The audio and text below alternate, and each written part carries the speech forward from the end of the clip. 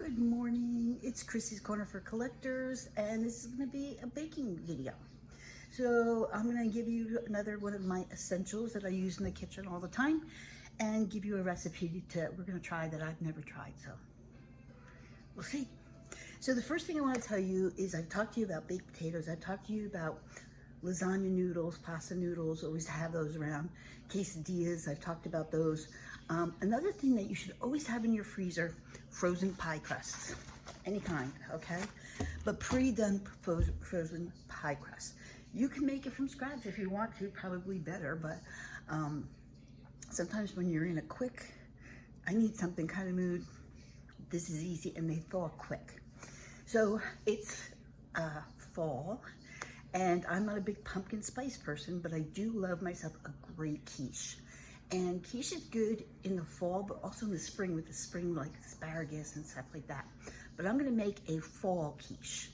And I like quiche because you can eat it for breakfast if you want. I usually bring it for lunch. And because it's just me and Billy in the house, I usually try every day to have 3 items in the refrigerator because I go to work and I bring my lunch and my dinner with me to work. But I wanna leave something for him here that's not just frozen garbage and that he can kind of pick from. So today I have some leftover steak in the refrigerator. I made a bowl of tuna fish in the refrigerator, and then I'm gonna make this quiche. And I'm gonna show you how I do it. So let me turn the cameras around. Okay, so let me tell you the ingredients I'm using today. Now I did get partial recipe from a cookbook, but I'm going to alter that. So there really isn't a recipe for me to give you. You'll just have to play along. Okay, so let's start with the pie crust. So I showed you the pie crust. Right now I have it in the oven cooking for about 10 minutes. I just wanted to get a little firm because I don't want it to be soggy. Along with that, I have long grain and wild rice. I did buy the pre-cooked one because it's going to cook in the oven a little bit. And so it's just easier time-wise for me. I have some cut peppers, red peppers. I've got some diced ham, so that's going to be the focus point, diced ham. I have some Swiss cheese. I have some leftover cream of chicken soup. So this recipe calls for some sour cream in it, but I'm going to use that up because I don't want it to go to waste. I have some marjoram for that savory flavor. I've got some green onion. I've got some leftover cheese. I had a little tiny bit left, and this is like a Gruyere cheese, but it also has caramelized onions in it. So I'm not going to be putting a lot of onion in because that has onion in it. And here it is, pineapple chunks. I'm rehydrating some zucchini that I had dehydrated last year. I've got some Dijon mustard. I've got some honey mustard and just a little mixture in there.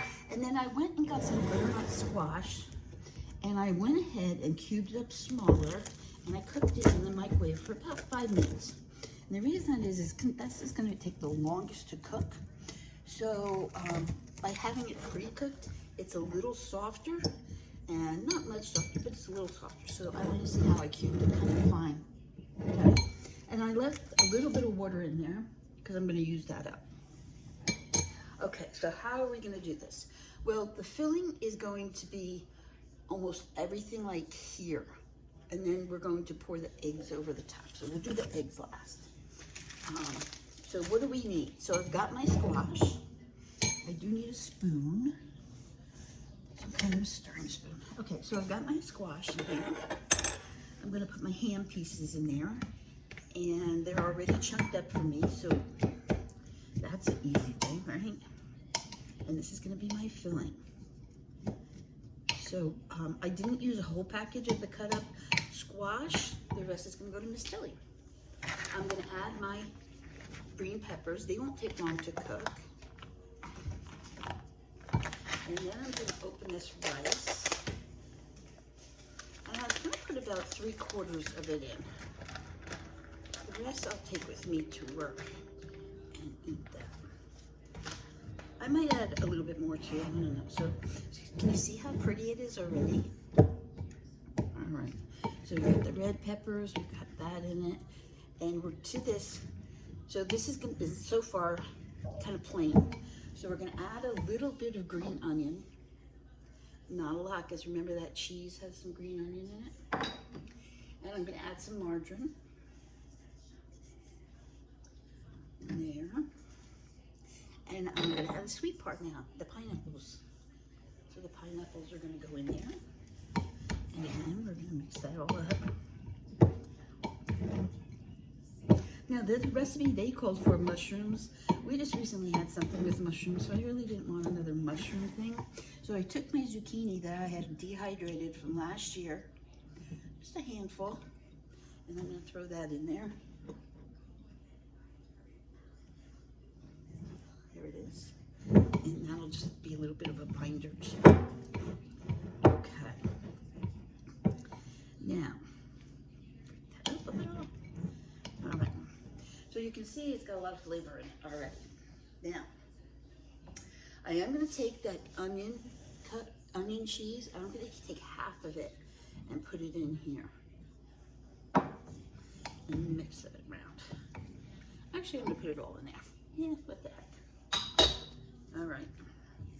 And again, I didn't use my big bowl, which you know I like to use, so I'm having a little hard time at this. Okay.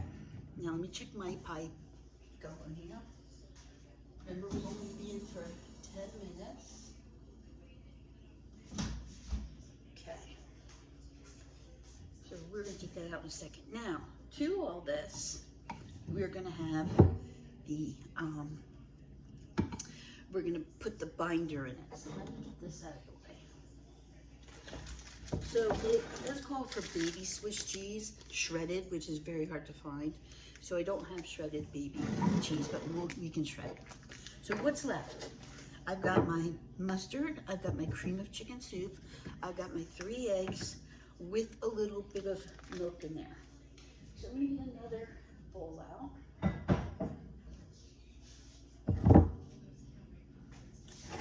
And I'm going to put my 3 eggs with the milk in there. And I'm going to start giving that a little mix up. So pretty much, if you have cheese in your house, you have a can of pineapple in your house, I mean, you can make, this could be a leftover meal, because as long as you have the pie crust in there, you know, I always tell you to keep the cream of whatever soup. So to this, I'm gonna add some salt and some pepper. I did add some salt and pepper to the squash when I was cooking it, just to give it some flavor. But I think that's really all of the flavoring I'm going to be using. Okay, I'm going to use the mustard now. I'm going to add the mustard in. Remember, I used honey mustard, and then I used a Dijon mustard. I'm going to give that a little throw around. And then I've got cream of chicken soup left over. So I'm going to throw that in there too. And so this is going to be the binder throughout everything. So this is going to be chunky with that soup. So we really want to make sure we whisk this good. So I'm going to get my whisker because I don't want it to be clumpy. So the eggs I had, the pepper you might have had, if you dehydrate peppers, you could always use them. The onions, if you dehydrate onions. What else? And the cheese and the rice. This is pre-cooked rice, but you can get it and keep it on your shelf, so you always have it available. It does still have to cook a little bit. Okay, so there it is. So now what I'm going to do is I'm going to go and get my pie crust out of the oven. Okay, so here's my pie crust, and I just cooked it for about 10 minutes just to get it a little bit hard so it doesn't like get real melty. So one of the sides fell down. It's okay, it's quiche, it's not a big deal. It's not like I'm bringing it to someone's house, it's just for us. So I'm gonna get out the cheese, the Swiss cheese. And it's in slivers. Now remember they said shredded. I couldn't find shredded, so I'm just gonna kind of lay it around in here, like that, in there, on the bottom. So what I'll probably do is just like layer some on the side here, some on the side here, here. Put one more in there. Do that, there, and there. Okay? So now I'm going to take my filling. I'm going to put it in there. Okay, and it's going to look like a lot, but it's okay. We will get it in there.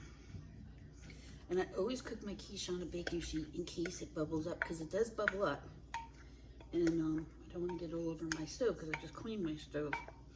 Okay. I'm just going to move that stuff around a little bit just to make sure it's covering everything. That looks really good. Okay. Now I'm going to take some more cheese. And the cheese, I'm going to kind of like place it in and put some stuff on top of it like that. And do this. Place it on top. And do this. Place it on top. It's going to melt all over the place.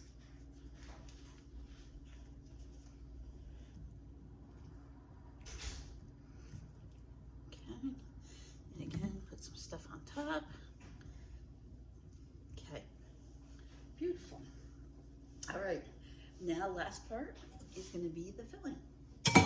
And so you're going to pour this all over.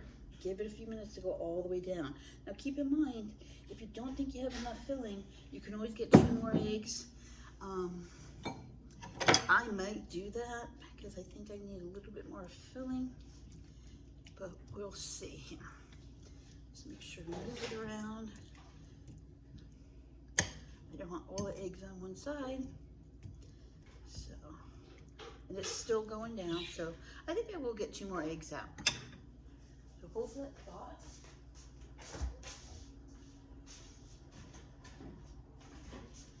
And a little milk. I'm not going to add anything else to it though. Just the eggs and the milk. I think there's plenty of flavor in everything that we did in here.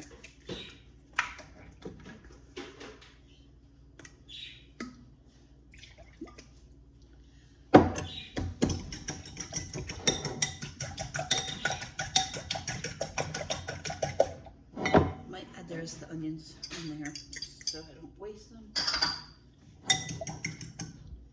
Okay. And then I'm going to pour that over top. And that should seep all the way down. That looks good. All right, so now what happens? So now what's going to happen is it's going to go into the oven and it's going to bake. I did have 3 more pieces of Swiss cheese. So what I'm going to do is put that kind of over the top, just kind of like in that formation. So I've used up everything that I had, and it's gonna go in the oven for probably about 40 minutes. I'm gonna say 45 minutes. I'll know when it doesn't jiggle that much, but even though there's a lot of filling in it, it might not jiggle that much. So it's gonna go in the oven, usually about 350. My oven's a little bit weird lately, so I'm putting in at 325 and gonna cook it a little longer, and then we'll see how it turns out. Okay, well there it is. It looks fabulous. I did take it out and let it cool a little bit, so it's a little bit cooler. And I cut a slice, so let's see what it looks like. Okay. It's nice and firm. I did spray the pan, but okay. Look at it. Oh, that looks good. Okay. I can see the ham. I can see the squash. And get all of my little piece out of there.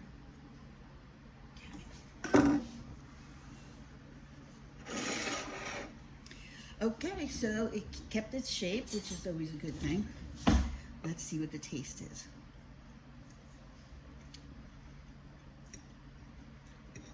Okay, tastes like a quiche. I can taste the mustard, which is not overpowering at all.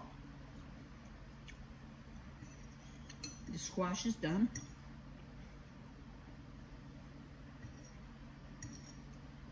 The peppers are done.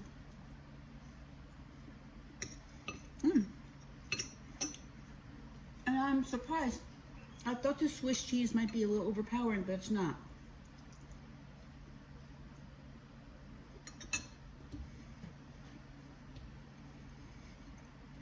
My mouth is full.